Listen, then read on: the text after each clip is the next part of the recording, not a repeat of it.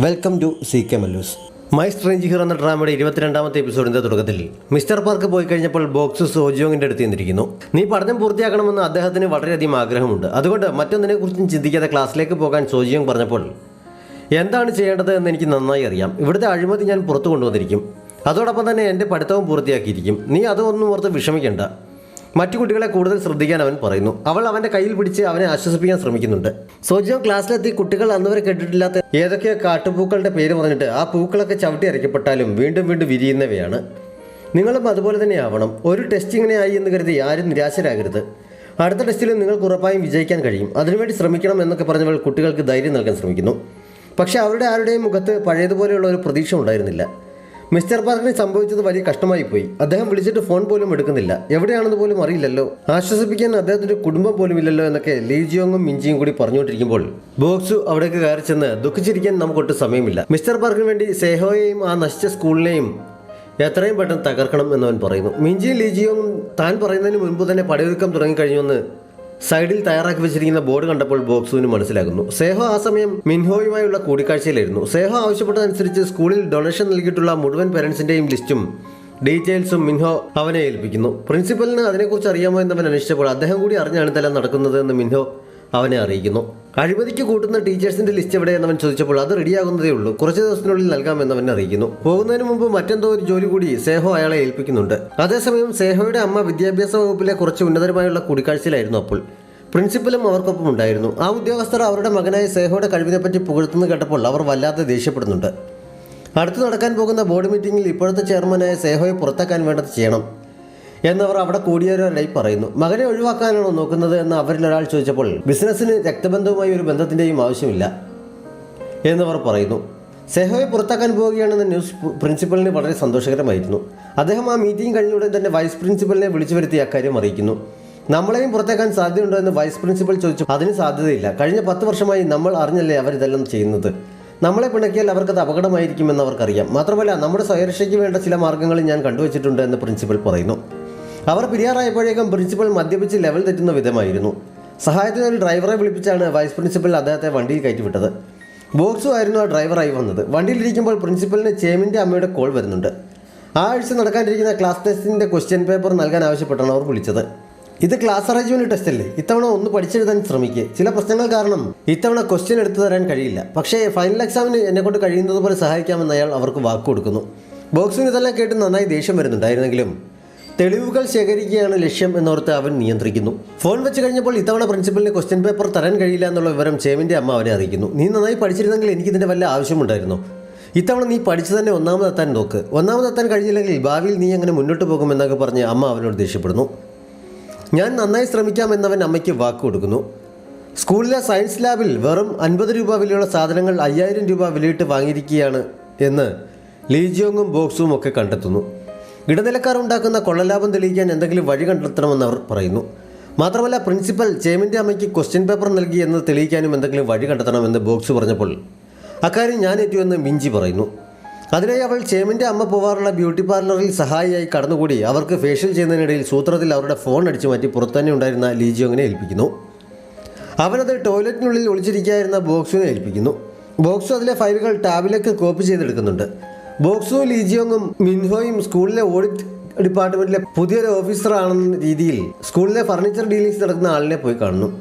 വളരെ തന്ത്രപരമായ സംഭാഷണത്തിലൂടെ ഫർണിച്ചർ വാങ്ങുന്ന കാര്യത്തിൽ വൻ അഴിമതി സ്കൂൾ അധികൃതർ അറിഞ്ഞു തന്നെയാണ് നടക്കുന്നത് എന്നും അതിൻ്റെ ലാഭവിഹിതത്തിൻ്റെ പകുതി അവർക്ക് നൽകുന്നുണ്ടെന്നതിനും അവർക്ക് മനസ്സിലാകുന്നു. ഒളിപ്പിച്ചു വച്ച റെക്കോർഡറിൻ്റെ സഹായത്തോടെ ബോക്സു അതെല്ലാം റെക്കോർഡ് ചെയ്തിരുന്നു. ചേമിൻ്റെ അമ്മയുടെ ഫോണിലെ ഡീറ്റെയിൽസ് പരിശോധിച്ചപ്പോൾ പ്രിൻസിപ്പൽ അയച്ചു കൊടുത്തിരിക്കുന്ന ക്വസ്റ്റ്യൻ പേപ്പർ അവർക്ക് കിട്ടുന്നു. സ്കൂളിനെതിരായി അത്യാവശ്യം വേണ്ട തെളിവുകൾ കിട്ടിയെങ്കിലും ഇതുമാത്രം വെച്ച് പത്രക്കാരോട് വിവരം പറഞ്ഞാലും മിസ്റ്റർ പാർക്കിനുണ്ടായ അതേ അനുഭവം തന്നെയായിരിക്കും നമ്മൾക്കും ഉണ്ടാവുക എന്നവർ കണക്ക് കൂട്ടുന്നു. സാക്ഷി പറയാൻ തയ്യാറായി കൈക്കൂലി നൽകി അവിടെ ജോലിക്ക് കയറി ആരെങ്കിലും മുന്നോട്ട് വന്നിരുന്നെങ്കിൽ നന്നായിരുന്നുവെന്ന് ലീ ജിയോങ് അഭിപ്രായം പറയുന്നുണ്ട്. ആ ആഴ്ചത്തെ പ്ലേസ്മെൻറ്റ് ടെസ്റ്റ് വീണ്ടും നടത്തുന്നു. ഇത്തവണയും സെങ്വുവിന് തന്നെയാണ് ഹയസ്റ്റ് സ്കോർ കിട്ടിയത്. ചേമിനെ പുറകിലാക്കി അവൻ ഒന്നാമതെത്തുന്നു. ചേമിൻ റിസൾട്ട് കണ്ട് ആകെ അസ്വസ്ഥനായി നിൽക്കുമ്പോഴാണ് സംഘവും കൂട്ടരും അവിടേക്ക് വന്നത്. അവിടെ കൂടിയിരുന്ന കുട്ടികളെല്ലാം സംഘുവിനെ അഭിനന്ദിക്കുന്നു. ഇനി മുതൽ ഞാൻ 1ാം സ്ഥാനം നിനക്ക് വിട്ടുതരികയില്ല. ഇനിയെങ്കിലും മാർക്ക് നോക്കി ആളുകളെ വിലയിരുത്തരുത്. നീ 1ാം സ്ഥാനത്തായിരുന്നപ്പോൾ വലിയ ഭാഗത്ത് നടന്നിട്ടിപ്പോൾ മാർക്ക് കുറഞ്ഞപ്പോൾ നീ ഇങ്ങനെ എല്ലാം നഷ്ടപ്പെട്ടവനെ പോലെ നിൽക്കേണ്ട ആവശ്യമുണ്ടോ? അത് കുറച്ച് കൂടുതലല്ലേ എന്ന് സംഘു ചോദിച്ചപ്പോൾ ചേമിൻ അവൻ്റെ ഷട്ടിൽ കുത്തിപ്പിടിച്ചുകൊണ്ട് നിനക്കെന്തറിയാം, ഒന്നാം സ്ഥാനത്ത് എത്തിയില്ലെങ്കിൽ പിന്നെ എനിക്കൊരു പ്രാധാന്യവുമില്ല എന്ന് വളരെ വികാരധീനനായി പറയുന്നു. ആ രംഗം അവിടേക്ക് വരികയായിരുന്ന സേഹോയും യൂനും കാണുന്നുണ്ട്. ചേമിന് എല്ലാം നഷ്ടപ്പെട്ടവനെ പോലെ അവിടെ നിന്ന് പോകുന്നത് കണ്ടപ്പോൾ സേഹോയ്ക്ക് പഴയ തൻ്റെ അവസ്ഥ ഓർമ്മ വരുന്നുണ്ട് എന്ന് തോന്നുന്നു. ക്ലാസ്സിലെത്തിയപ്പോഴും ചേമൻ ഒരു വല്ലാത്ത മാനസികാവസ്ഥയിലായിരുന്നു. 2 തവണയും സംഘു ഒന്നാം സ്ഥാനത്ത് എത്തിയത് കൊണ്ട് ചീറ്റിംഗ് ഒന്നുമല്ല എന്നും അവൻ ശരിക്കും മിടുക്കൻ തന്നെയാണെന്നും എല്ലാവർക്കും ബോധ്യം വരുന്നതിനാൽ സംഘുവിനെ IB ക്ലാസ്സിലേക്ക് മാറ്റാൻ പ്രിൻസിപ്പലും മറ്റും നിർദ്ദേശിച്ചെങ്കിലും മാറാൻ താല്പര്യമില്ല എന്നവൻ അറിയിക്കുന്നതിനാൽ സേഹോ അതിനെക്കുറിച്ച് സംസാരിക്കാൻ അവനെയും യങ്മിനെയും ഓഫീസിലേക്ക് വിളിപ്പിക്കുന്നു.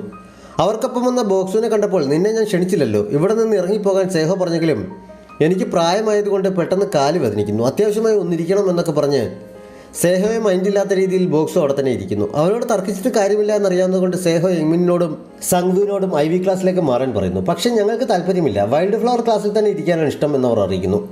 വൈൽഡ് ഫ്ലവർ ക്ലാസ്സിൻ്റെ വിജയശതമാനം വീണ്ടും 50-ൽ കൂടുതലായിരിക്കുന്നതിനാൽ ഞങ്ങൾക്കിനി സ്കൂൾ ട്രാൻസ്ഫറായി പോവേണ്ടി വരില്ലല്ലോ എന്ന് ബോക്സ് ചോദിക്കുന്നു. ആദ്യം സേഹോയെ നേതൃത്വം നോക്കിയെങ്കിലും ഞാൻ വാക്ക് തന്നതുകൊണ്ട് അത് പാലിക്കാൻ തയ്യാറാണ് എന്നവൻ സമ്മതിക്കുന്നു. നല്ല അവസരം തന്നിട്ട് അത് ഉപയോഗിക്കാത്തതിന് സംഘുവിനെയും യങ്മിനെയും അവൻ കുറ്റപ്പെടുത്തിയപ്പോൾ ഏറ്റവും മിടുക്കനായ കുട്ടി ഏറ്റവും മോശം ക്ലാസ്സിൽ പഠിക്കുന്ന സ്ഥിതിക്ക് മാർക്കിൻ്റെ അടിസ്ഥാനത്തിൽ ഈ സ്കൂളിൽ ഇപ്പോഴുള്ള എല്ലാ വേർതിരിവുകളും ഇപ്പോൾ താളം തെറ്റിയില്ലേ എന്ന് ബോക്സ് ചോദിക്കുന്നുണ്ട്. സോജിയം ക്ലാസ്സിൽ പറഞ്ഞ കാട്ടുപൂക്കൾ എത്ര ചവിട്ടേറ്റാലും വീണ്ടും പൂക്കുമെന്ന വാചകം പറഞ്ഞിട്ട് ഞങ്ങളുടെ ക്ലാസ്സിന് ഇത്ര നല്ലൊരു പേര് നൽകിയതിന് സേഹോയ്ക്ക് നന്ദി കൂടി പറഞ്ഞിട്ടാണ് അവൻ പുറത്തിറങ്ങിയത്. ഓഫീസിന് പുറത്തിറങ്ങിയപ്പോൾ മാനേജറുടെ ആ പേടിപ്പിക്കുന്ന കണ്ണുകളിലേക്ക് നോക്കി ഇത്ര ധൈര്യത്തോടെ സംസാരിക്കാൻ എങ്ങനെ കഴിയുന്നു എന്ന് ചോദിച്ച് യങ്മിനും സംഘവും അവനെ അഭിനന്ദിക്കുന്നുണ്ട്. അന്ന് വൈകിട്ട് ബോക്സ് സോജിയോങ്ങിനെ വീട്ടിൽ കൊണ്ടുവിടുന്നു. അവൻ മടങ്ങിപ്പോകാതിരിക്കാൻ ചെറിയ ശ്രമം നടത്തിയെങ്കിലും അമ്മ കാത്തിരിക്കുമെന്ന് പറഞ്ഞവൾ അവനോട് മടങ്ങിപ്പോയിക്കൊള്ളാൻ പറഞ്ഞിട്ട് അകത്തേക്ക് പോകുന്നു. ബോക്സ് ചെറിയ നിരാശയോടെ മടങ്ങിപ്പോകാൻ തുടങ്ങിയപ്പോൾ സോജിയോങ് ഗേറ്റ് തുറന്നിട്ട് നീ ഇത്ര പെട്ടെന്ന് തോൽവി സംബന്ധിച്ച് മടങ്ങിപ്പോവുകയാണെന്ന് ചോദിച്ച് അകത്തേക്ക് കയറി പോകുന്നു. അകത്തേക്ക് ചെല്ലാനാണ് അവൾ പറയുന്നത് എന്ന് മനസ്സിലായതിനാൽ പുഞ്ചിരിച്ചുകൊണ്ട് അവൻ പുറകെ കയറി ചെല്ലുന്നു. സോജിയോങ് രാത്രി കിടക്കുന്നതിന് മുമ്പ് ഡയറിയിൽ എന്തൊക്കെയോ കുത്തിക്കുറിച്ചുകൊണ്ടിരിക്കുമ്പോൾ സേഹോയെ ഓഫീസിൽ പോയി കണ്ട വിവരം ബോക്സ് അവളോട് പറയുന്നു. പണ്ട് സേഹോ ഇങ്ങനെയൊന്നും ആയിരുന്നില്ലല്ലോ എന്ന് പറഞ്ഞ് ബോക്സ് പഴയ ഓർമ്മകളിലേക്ക് പോകുന്നുണ്ട്. സേഹയുടെ ബർത്ത്ഡേ ദിവസം അവനറിയാതെ ക്ലിനിക്കൽ റൂമിനുള്ളിൽ ബോക്സും സോജിയോങ്ങും കൂടി സർപ്രൈസ് പാർട്ടി ഒരുക്കി അവനെ സന്തോഷിപ്പിച്ചതും അതിനുശേഷം 3 പേരും കൂടി ബോക്സ് കൊണ്ടുവന്ന സ്പെഷ്യൽ ഗിഫ്റ്റായ ബിയർ കുടിച്ച് അവർ അവിടെ ഫിറ്റായിരുന്നതും അത് കണ്ടുകൊണ്ടുവന്ന ഒരു സാർ 3 പേർക്കും കൂടി ശിക്ഷ നൽകിയതുമൊക്കെയാണ് അവൻ ഓർമ്മിച്ചത്. നമ്മളന്ന് എത്ര ഹാപ്പി ആയിരുന്നു എന്ന് സോജിയോങ്ങും ഓർമ്മകളിൽ മുഴുകി പറയുന്നു. ബോക്സു മറുപടി പറയാത്തതിനാൽ നോക്കുമ്പോഴാണ് അവൻ ഉറങ്ങിയെന്നവൾ അറിഞ്ഞത്. ലീജിയോങ്ങും മിഞ്ചിയും തെളിവുകൾ ശേഖരിക്കാനുള്ള ശ്രമത്തിലാണിപ്പോഴും. സ്റ്റാഫ് റൂമിലെ ക്വസ്റ്റ്യൻ പേപ്പർ സൂക്ഷിക്കുന്ന ലോക്കറിന് എതിർവശത്തായി ലീജിയോങ് ഒരു രഹസ്യ ക്യാമറ ഘടിപ്പിക്കുന്നുണ്ട്. മിൻഹോ കൈക്കൂലി നൽകിയ ടീച്ചർമാരുടെ ലിസ്റ്റ് എടുത്ത് അതുമായി സേഹോയ്ക്കരികിലേക്ക് പോയ സമയത്ത് മിഞ്ചി ആ ഡീറ്റെയിൽസ് മുഴുവൻ പെൻഡ്രൈവിലേക്ക് കോപ്പി ചെയ്യുന്നുണ്ട്. അക്കൂട്ടത്തിൽ സോജിയോങ്ങിൻ്റെ പേര് കണ്ട് അവൾ അമ്പരക്കുന്നു. സേഹോ പറഞ്ഞിട്ടാണ് മിൻഹോ സോജിയോങ്ങിൻ്റെ പേര് ആ ലിസ്റ്റിൽ ഉൾപ്പെടുത്തിയത്.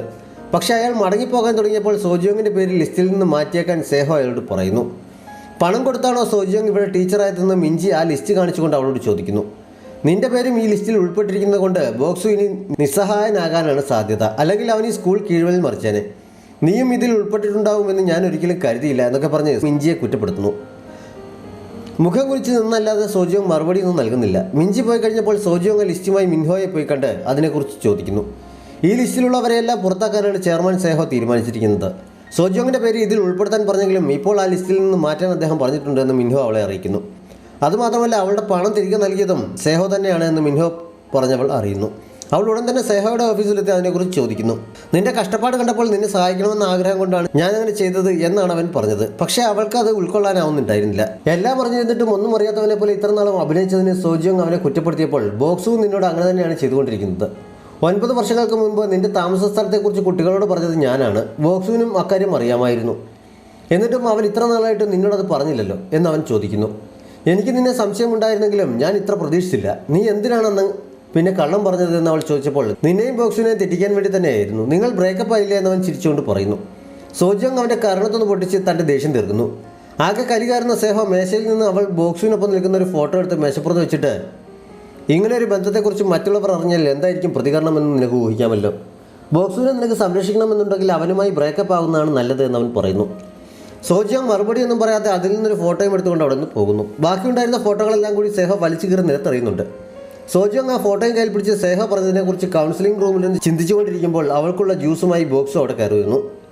അവനെ കണ്ടതും അവൾ ഫോട്ടോസ് മുന്നിലിരുന്ന ഫയലിൽ ഒളിപ്പിക്കുന്നുണ്ട്.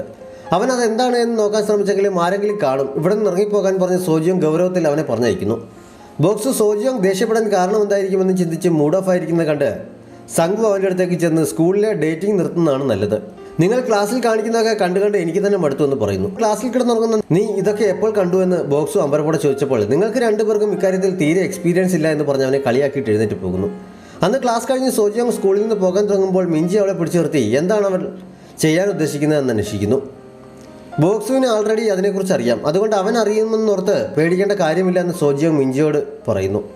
സോജിയോങ് തൻ്റെ കോൾസും മെസ്സേജും അവോയ്ഡ് ചെയ്യുന്നതിൻ്റെ കാരണമറിയാതെ ലീജിയോങ്ങിനൊപ്പം ഓഫീസിലിരിക്കായിരുന്ന ബോക്സു ആകെ അസ്വസ്ഥനാകുന്നുണ്ട്.